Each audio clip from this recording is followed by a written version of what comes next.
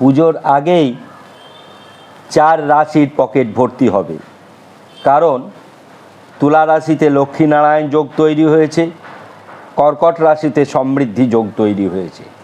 সুতরাং কর্কট রাশি, মিথুন রাশি, তুলা রাশি, কন্যা রাশি, এই 4 রাশির জাতক জাতিকাদের অর্থপ্রাপ্তি এবং প্রচুর পরিমাণে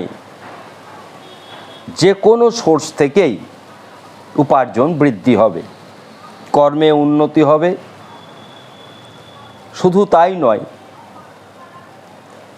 যেখানে ব্যবসা রয়েছে, যারা ব্যবসা, এই সমস্ত রাশির জাতক জাতিকারা ব্যবসা করেন, তাদের ব্যবসায় শ্রীবৃদ্ধি ঘটবে।